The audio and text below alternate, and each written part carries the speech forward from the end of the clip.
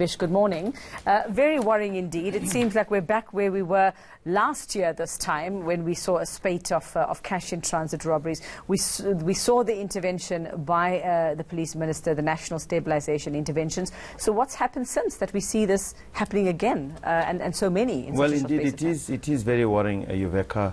But let me just break it down. All of these incidents were not really cash-in-transit heists. We call them cross-pavement robberies as well as CITs. It's only when the money is in transit in a vehicle and that vehicle is attacked, it's considered cash-in-transit heist. But I think the time when these security guards are most vulnerable is when they're actually leaving their vehicles and going to their destinations to receive, to collect, or drop off monies is when they're most vulnerable. But as you rightfully put it, last year May, when we had this spate of incidents, we put in a stabilization intervention program around June, which saw the arrest of several suspects, the prevention of these robberies. These robberies were happening at least one a day at that time, in some cases twice in a day, but also in a very violent manner. You would recall in the East Rand, vehicles were being, explosives were being used, endangering the lives of innocent people.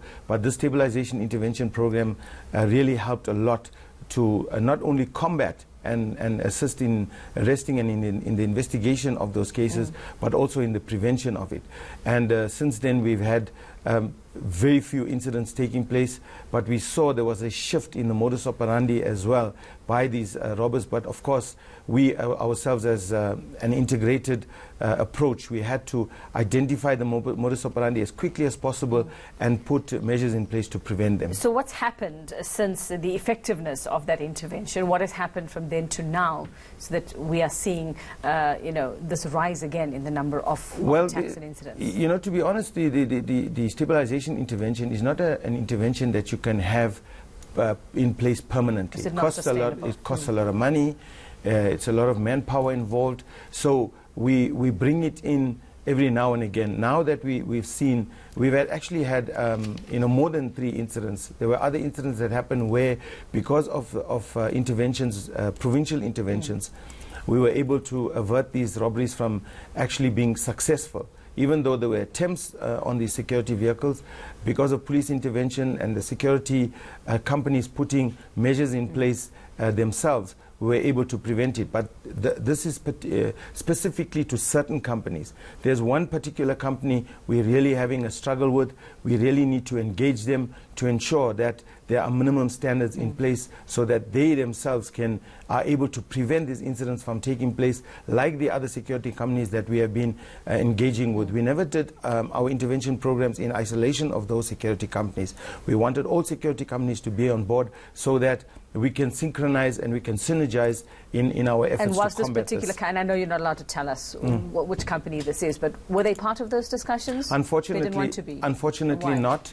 Well, we don't know, but I think it's time that we really force their hand to make sure that they come on board and that we ourselves put in minimum standards for them to conform to, so that we can say that we've put some measure in place, not only to combat but to prevent these attacks from taking place. And then these incidents that we are seeing, is it mostly the vans belonging to this particular company that you're Unfortunately, talking about? yes. So that's the situation. Okay, because then you would have to ask, did they feel that they could do things better? But obviously that's not working because they seem to be getting attacked more than others. Yes. Well, we feel they can do things better. Yeah. The other security companies that we've engaged with since June last year, I won't say in June, since June, we're still in engagement. We're doing very well. They're not being hit as much as this one. Well, even if they are, in the very few incidents that they are being attacked, they know what to do and they know how to prevent money is being taken from them, or injury or lives being lost and so forth. So they know what to do. So I think this company really needs to come forward. If you look at the incidents that have been taking place as well, we cannot rule out the possibility that there's been inside involvement as well. Yeah, I mean, I was just going to ask you that because there's been criticism that we need to look at people in the criminal justice system itself, including police officers, including lawyers, magistrates, prosecutors, and Metro Police as well. Is that forming part of your investigation? Absolutely. I mean, we cannot sit here. I cannot sit here myself and deny that there's police involvement in incidents in the past. We've arrested police officers, and we won't stop arresting them. I mean, corruption. In the past few days, we've arrested police officers for corruption in other circumstances, not necessarily with CIT heist. But in CIT heist, we have arrested police officers for colluding with criminals, maybe not necessarily being directly involved in those robberies, although in some cases they have been, but also assisting, aiding and abetting, and those kind of things. And with those inside jobs, have you found people from within those security companies? Yes, as well? indeed. And have you made many arrests there? Yes, we've made arrests as well. Is that the common? Well, I won't say it's the common. There are incidents where security guards are involved, police officers are involved, but not to a scale where if they're involved at a much larger scale, then it won't be directly being involved in the robbery itself, but maybe providing of information and so on, which is critical, for the success of the actual robbery. Okay, well, we are out of time, Vish, but I want to ask you one quick one. You believe that there is a new group that is operating, I beg your pardon, after the incidents last year. You believe you caught up with most of those kingpins, but you believe that there's a new group operating and this new modus operandi. Very quickly, well, since May last year, we've made several arrests, a lot of arrests. So what I've said is we can't rule out the possibility that there may be a new group.